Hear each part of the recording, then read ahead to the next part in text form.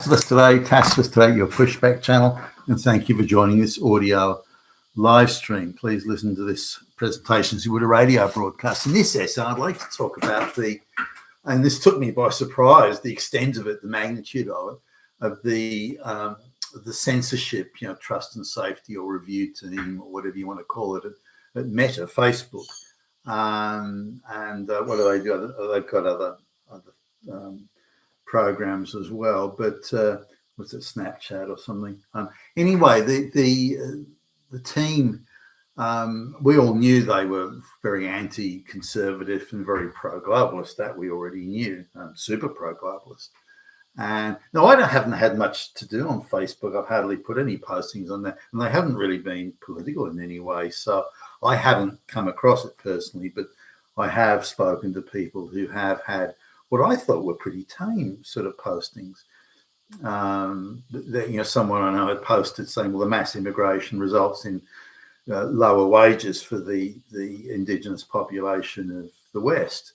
And now that's a statement of the obvious. It's hardly a big deal, and you wouldn't think controversial anyway. And yet that was pulled, and the person got a strike, and that. So I realised that it was just from getting that secondhand information that it was clearly a very pro-globalist censorship regime. But I didn't really think about it much beyond that.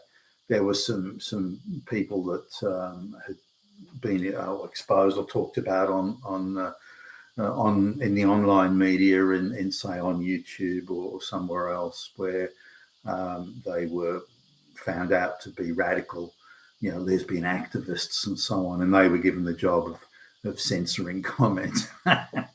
That's impartial. But I didn't really, again, think much of it. But given now that Zuckerberg's decided to take a different course on censorship and declaring what was blindingly obvious for years, for probably 7 or 8 years, it's been obvious that there's been a heavy bias of censorship in one direction and one direction only. So that's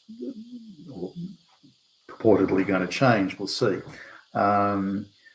Now, even in spite of having all that very tight control over the mainstream legacy media and the majority of online media, as in the bigger outfits like the Facebooks and so on, it's still in spite of all that propaganda advantage, which was huge, in spite of that, the globalists still couldn't get their candidate across the line, Kamala, across the line, and they lost to Trump, even though they had, again, this huge propaganda advantage and this huge curation advantage.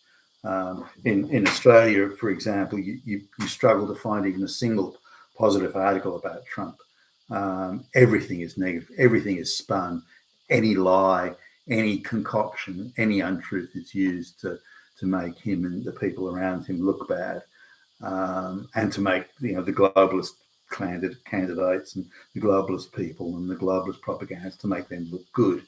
So anyway, we look at the people who were in charge of this, and their names are coming out now. And maybe those names were around previously, but I don't think so, because I did look for this a while ago. Who have they got in charge of?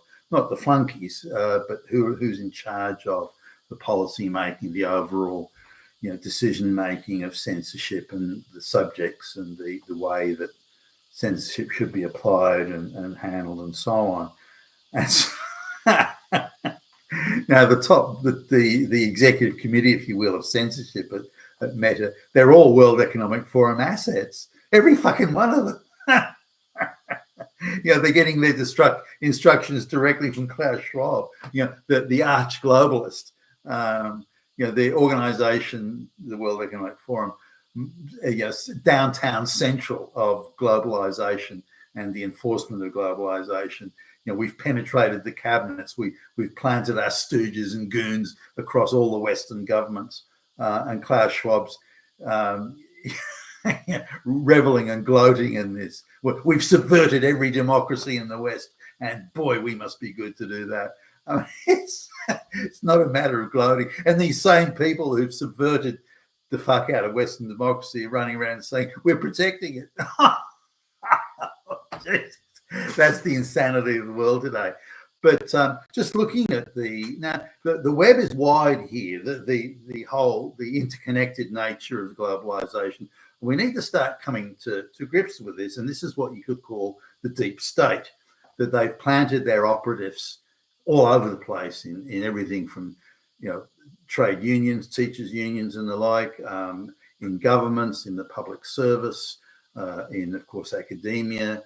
And in trade policy. There isn't an area of government and administration and organisation, the United Nations, where they have not planted their operatives everywhere. And the incoming Trump administration needs to come to grips with this, that they're everywhere, in the media, everywhere. And it's going to take some very serious examination to not only get those people out, but either replace them with completely independent folks or replace them with people who are anti-globalization. I prefer the independent, but I don't know how that can work, given there are so many people. But just coming back to the censorship committee. So the head of the censorship committee is on the board of, now, best I can tell, her income is handsomely in excess of $2 million a year. That's her personal income. She's on the boards of all sorts of activist globalist NGOs that are, again, funded by George Soros and funded by the world, funded by the United Nations. So she's on the boards, or is the CEO of 10 plus NGOs, and is collecting a stipend from all of those, plus lavish international travel. She would spend more on a 1 week vacation than most people, average salaried people, average wage people in the West would earn in 12 months. She spends that in 1 week. So living high on the hog and doing very nicely. Thank you. Now, I managed to dig up a few interviews that she's done online. She ain't no genius. So whatever she's bringing to the table is her ability to corrupt and undermine and destroy and tear down. It's not her ability to build and create and do things like that. Her sole job is to go after and prevent any narrative other than the globalist narrative from existing on Meta.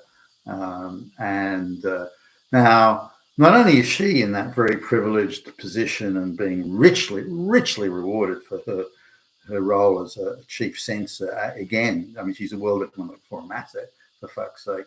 Then you look at her, she's not a lesbian. You look at her husband, he also is a consultant, richly rewarded consultant doing, well, no one really seems to know. It's a bit vague, providing economic advice. Now, on what basis that's beyond me. The guy, and I've dug up an interview with him, he sounds like a fucking moron. But anyway, he is richly rewarded for being just a mysterious, shadowy consultant for the World Economic Forum. And so I would estimate that their household income, these two unemployable people, I mean, they would be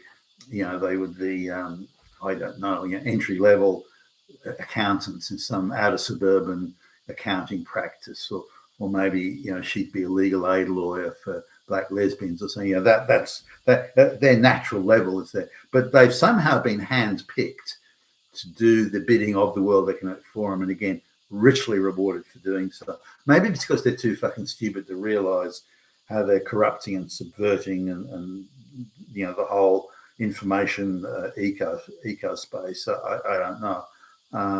It appears that they enjoy what they're doing. They're getting those fucking Nazis, stopping those Nazis from having a voice. Maybe that's they get off on that sort of stuff. I don't know. They imagine these demons exist. I set fire to my bed in my bedroom because there were demons under the bed. There were monsters under the bed, so I set fire to the bed in the house and everything. Oh, look how tough I am. I don't know. I mean, how do these people think? They're not very bright. I mean, that we can be sure of. But this woman getting paid over $2 million a year. I can safely say I've never made over $2 million in 1 year.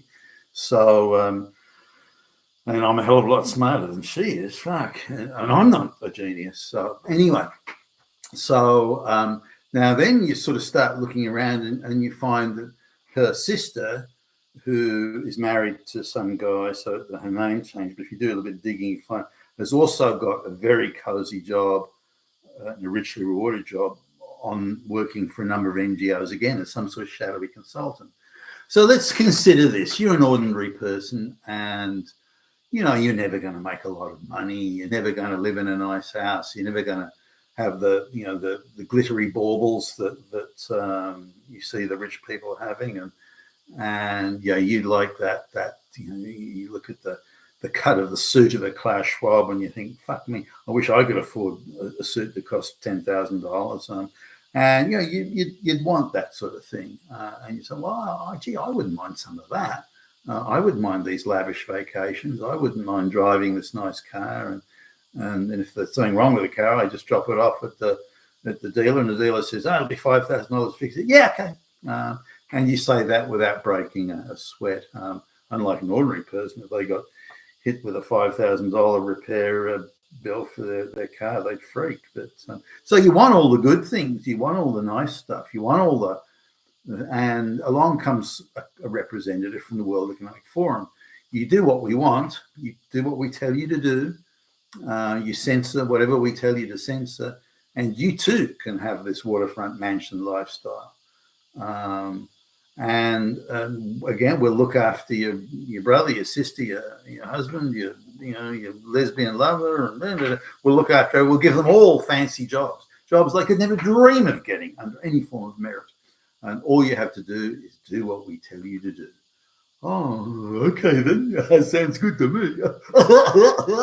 So it must go along something like that. So I started looking at other people on this meta. Or hitherto, Now they've been out doing interviews, these people, around and getting very sympathetic hearing from the globalist media. So we're fighting to protect black lesbians. We're fighting to protect trans people, and there'll be hatred and we're stopping hatred. We're fighting Nazis. We are fighting Hitler, and that's their sort of. So I wonder, have they deluded themselves and think? Because they invent all these bogeymen and say, well, we're fighting these bogeymen, but the bogeymen don't exist. But they say they're fighting them anyway. We're fighting the patriarchy. And okay, but what are you actually doing to improve the lives of people over there? We're fighting the Nazis. Hitler's everywhere. No. What are you doing? And of course, they're not doing anything. They've invented these series of absurd bogeymen and then claim that they're protecting trans people. And trans people are going to lose their lives. What do you stop the bogeyman bullshit? But they're all WEF, World Economic Forum assets. Now, as I looked at more and more of them, and you can do this online yourself if you want to. When I looked at more and more of them, I found that they were all employed by the same World Economic Forum controlled NGOs, think tanks, and various organizations. So the World Economic Forum, in fact, controlled, I would argue, in my view, controlled the entire censorship team on Facebook.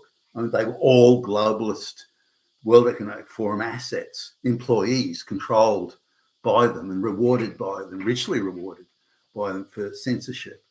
Now, this was, of course, the case at Twitter before Elon Musk acquired it. That was the same thing. And if you look across the entire media landscape, I would argue that they're all employed directly, indirectly, in various ways. They're all World Economic Forum globalist assets that stick to the script and the talking points. And their job is to not per se sell globalization because it's unsaleable, but to suppress any dissent, any questioning of it, and any pushback against it. That's their job.